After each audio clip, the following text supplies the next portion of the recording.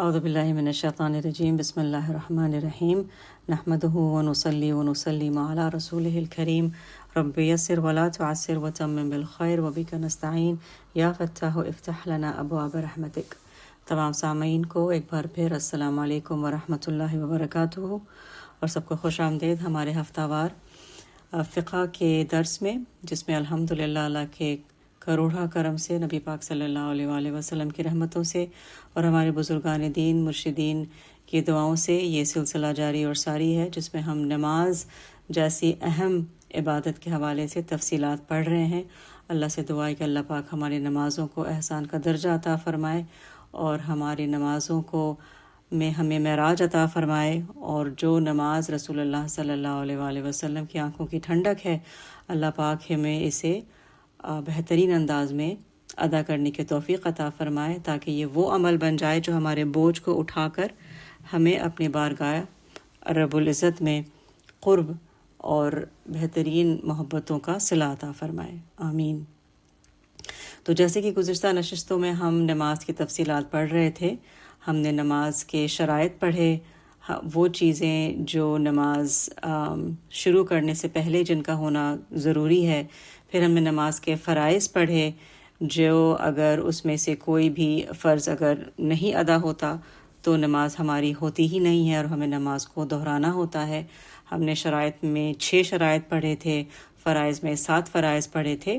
تو آج ہم نماز کے مزید تفصیلات کی طرف جائیں گے۔ ہم ایک ایسے سبق کو ابھی شروع کرنے لگے ہیں جس میں ہم نماز کے واجبات، اس کے سنن اور اس کے مستحبات کو پڑھیں گے، اور یہ سبق نمبر 22 ہے ہماری کتاب ہمارا اسلام کے حصہ صوم میں، اور ہمارے ہفتہ وار نشست کی یہ 8واں سبق اب شروع ہوگا۔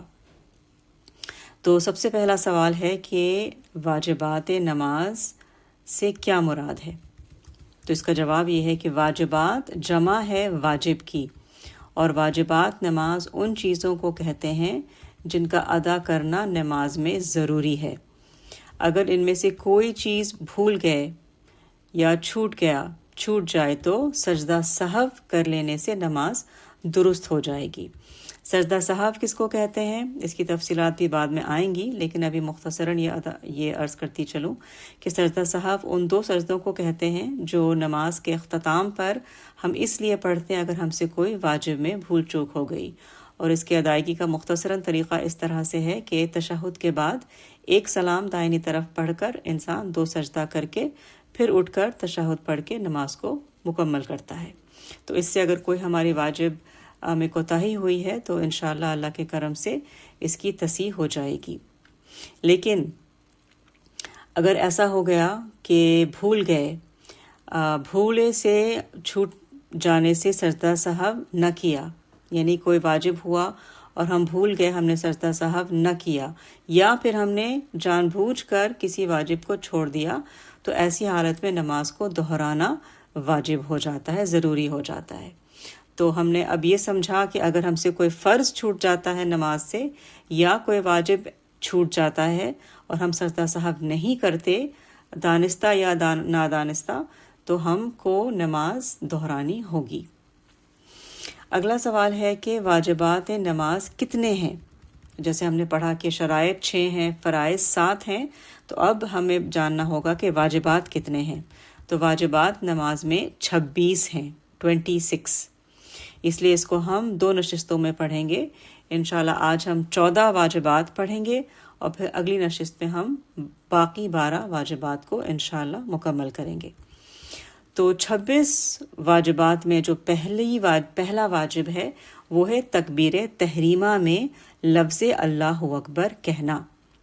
اب جو ہماری بہنیں گزشتہ نشستوں کو سن رہی ہیں، اس میں شامل ہو رہی ہیں، ان کے ذہن میں ضرور یہ سوال آئے گا کہ تکبیر تحریمہ کو ہم نے شرائط میں بھی پڑھا، تکبیر تحریمہ کو ہم نے فرائض میں بھی پڑھا، اور اب ہم تکبیر تحریمہ کو واجبات میں بھی پڑھ رہے ہیں۔ تو سب سے پہلے تو اس کی اہمیت کا اندازہ ہوتا ہے، کیونکہ تکبیر تحریمہ وہ عمل ہے جس کے ذریعے ہم نماز میں داخل ہوتے ہیں۔ اس تکبیر تحریمہ کو کہنے کے بعد ہر وہ گفتگو، ہر وہ سوچ جو دنیا سے تعلق رکھتی ہے، ہمارے لیے حرام ہو جاتی ہے، ہم اللہ رب العزت کے سامنے پیش ہو جاتے ہیں اور پھر ہماری گفتگو اللہ رب العزت کے ساتھ شروع ہو جاتی ہے. تو اس لیے یہ اتنا انتہائی اہم عمل ہے کہ اس کی شمولیت شرائط میں بھی ہے، فرائض میں بھی ہے اور واجب میں بھی ہے. لیکن اس کی تھوڑی سی تمیز ہم یہ سمجھ لیں کہ حقیقتاً جو تکبیر تحریمہ ہے یہ شرط ہے، لیکن کیونکہ تکبیر تحریمہ اور نماز کے آغاز میں بالکل کوئی فاصلہ نہیں، تو اس کی مثال جیسے پہلے بھی نشست میں عرض ہوئی تھی، جیسے کہ ایک دروازہ ہوتا ہے ایک گھر کے لیے، تو ہم یہ نہیں کہہ سکتے کہ دروازہ گھر کا شرط ہے یا اس کا حصہ ہے، کیونکہ وہ یقیناً دروازہ ایک شرط ہے گھر کے داخل ہونے میں اور دروازہ گھر کا حصہ بھی ہے. تو حقیقتاً تکبیر تحریمہ کی جو حیثیت ہے وہ شرط کے درجے پر ہے، لیکن اس میں جو اللہ اکبر ہم کہتے ہیں یہ واجب ہے. تو اگر مثال کے طور پہ کوئی شخص نیت باندھ کر کے اس نے ہاتھ تو اٹھا لیا نماز کے لیے، لیکن وہ اللہ اکبر ہی کہنا بھول گیا، تو لہٰذا اس سے واجب چھوٹ گئی اور پھر نماز کے اختتام پر اس کو سجدہ سہو کر کے اس کی تصحیح کرنی ہوگی. اگلا واجب ہے الحمد شریف پڑھنا. اب ہم نے فرائض کے باب میں پڑھا تھا کہ قرأت کرنا فرض ہے، یعنی کہ قرآن شریف کی کم از کم ایک آیت پڑھنا نماز میں فرض ہے. اگر کسی نے ایک آیت بھی نہ پڑھی، اور یقیناً الحمد شریف قرآن کا حصہ ہے، اگر کسی نے ایک آیت بھی نہ پڑھی نماز میں تو لہٰذا اس کو نماز مکمل طور پر دہرانی ہوگی، کیونکہ اس نے فرض کو چھوڑ دیا. لیکن اگر اس نے کوئی صورت میں آیت پڑھ لی لیکن وہ الحمد شریف اس نے نہیں پڑھا تو پھر اس نے ایک واجب کو کھو دیا اور اس کی تصحیح بھی وہ سجدہ سہو سے کر سکتا ہے یا کر سکتی ہے. اگلا جو واجب ہے وہ ہے فرض نماز کی پہلی 2 رکعت میں اور واجب اور سنت اور نفل نمازوں کی ہر رکعت میں. اور واجب کون سی نماز ہوتی ہے؟ جو عشاء کے فرض کے بعد پڑھی جاتی ہے. تو یہاں پر تیسرا واجب کیا ہے کہ فرض نماز کی پہلی 2 رکعت میں اور واجب اور سنت اور نفل کی ہر رکعت میں سورہ فاتحہ کے بعد ایک چھوٹی سورت یا ایک بڑی آیت یا 3 چھوٹی آیتیں پڑھنا واجب ہے. تو اگر مثال کے طور پہ کسی نے سورہ فاتحہ پڑھا اور فرض نماز کے پہلی یا دوسری رکعت میں آیت یا کوئی سورت پڑھنا بھول گئے سورہ فاتحہ کے بعد، تو اس سے ایک واجب چھوٹ گیا اور اس کو نماز کے اختتام پر سجدہ سہو کر کے اس کی تصحیح کرنی ہوگی. اور اگر نہیں کیا تصحیح تو پھر نماز کو دہرانا ہوگا. چوتھا واجب ہے کہ فرض نماز کی پہلی 2 رکعتوں کو قرات کے لیے مقرر کرنا.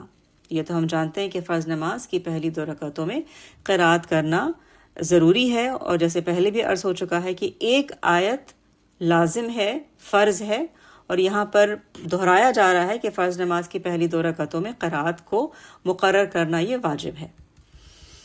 5واں واجب ہے کہ الحمد شریف کا سورت سے پہلے ہونا. تو اگر کسی نے ایسا کر لیا کہ کوئی سورت پڑھ لی، وہ الحمد شریف پڑھنا بھول گئی، اس نے سورت پڑھ لی، پھر اس کو یاد آیا اچھا میں نے الحمد شریف تو پڑھا ہی نہیں، پھر اس نے الحمد شریف پڑھا، یعنی کہ ترتیب میں تبدیلی آ گئی، تو وہ اس طرح سے نماز کو مکمل کر سکتی ہے یا کر سکتا ہے، لیکن اختتام پر اس کو سجدہ سہو کرنا ہوگا کیونکہ الحمد شریف کا سورت سے پہلے ہونا واجب ہے.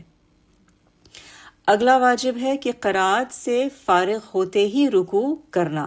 تو جیسے سورہ فاتحہ پڑھ لی، سورت پڑھ لی، تو اس کے فوراً بعد رکوع میں جانا واجب ہے. اگلا واجب ہے کہ ایک سجدہ کے بعد دوسرا سجدہ کرنا. تو 2 سجدہ کرنا، دو سجدہ کرنا فرض ہے نماز میں، لیکن اس کو ایک کے بعد ایک کرنا یہ واجب ہے.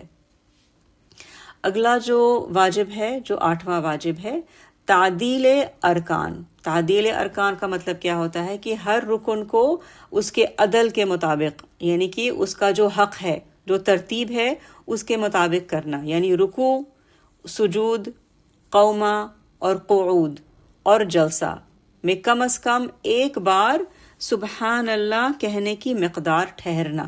اچھا، یہاں پر ترتیب کی بات نہیں ہو رہی، معذرت چاہتی ہوں. تعدیل کا مطلب ہوتا ہے کسی بھی عمل کو اس کا حق دینا. تو یہاں پر کون سا حق ادا کر رہے ہیں؟ اطمینان سے ٹھہرنا. یعنی کہ ہم جب رکوع کرتے ہیں، سجدہ کرتے ہیں قوما کرتے ہیں، اور قوما کس کو کہتے ہیں؟ جب ہم رکوع سے کھڑے ہوتے ہیں اس کو قوما کہتے ہیں، اور قعود یعنی کہ بیٹھنا، اور جلسہ یعنی کہ دو سجدوں کے بیچ میں جو ہم بیٹھتے ہیں اس کو جلسہ کہتے ہیں۔ ان تمام اعمال میں کم از کم ایک بار سبحان اللہ کہنے کے مقدار تک ہمیں ٹھہرنا چاہیے، اور یہ انتہائی ضروری ہے، کیونکہ اکثر دیکھا جاتا ہے کہ مثال کے طور پہ رکوع سے انسان کھڑا ہوتا ہے اور ایک دم سے چلا جاتا ہے سجدہ میں، تو یہ عمل درست نہیں، یہ ہم واجب سے اپنے آپ کو محروم کر رہے ہیں، اور پھر سجدہ سہو ہمارے لیے لازم ہو جاتا ہے۔ تو ہم جب رکوع سے کھڑے ہوتے ہیں قوما کے لیے تو کم از کم اتنی مقدار ہمیں ٹھہرنا چاہیے کہ ہم ایک مرتبہ سبحان اللہ کہنے کا وہ وقت اتنی مقدار ہو۔ اور بالکل اسی طرح سے جب ہم سجدہ سے پہلے سجدے سے اٹھتے ہیں تو دوسرے سجدے میں جانے سے پہلے جو ہم بیٹھتے ہیں جس کو ہم جلسہ کہتے ہیں، اس میں بھی کم از کم اتنی دیر ٹھہرنا چاہیے جتنا ایک سبحان اللہ کہنے کا وقت ہوتا ہے۔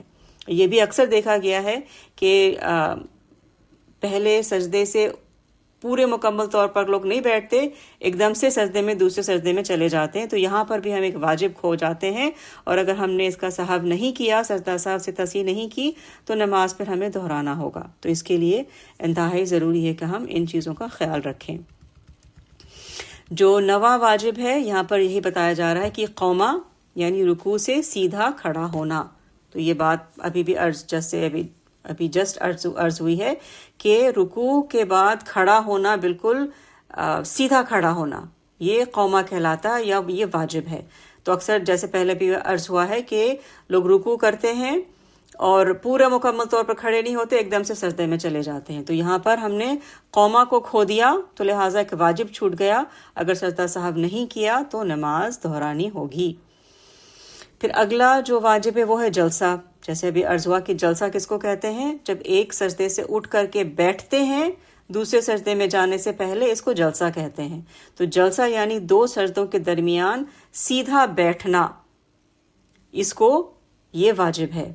تو جیسے کہ پھر سے میں دہراؤں گی، کیونکہ اکثر یہ دیکھا گیا ہے کہ ایک سجدہ کر کے جب لوگ اٹھتے ہیں تو مکمل طور پر سیدھا نہیں بیٹھتے اور ایک دم سے دوسرے سجدے میں چلے جاتے ہیں، تو پھر یہاں پر کیونکہ جلسہ مکمل نہیں ہوتا تو لہٰذا یہاں پر بھی ایک واجب انسان کھو بیٹھتا ہے، اور اگر ہم سجدہ سہو نہ کریں تو نماز کو دہرانا ہوگا۔ جو 11واں واجب ہے وہ ہے قعدہ اولا۔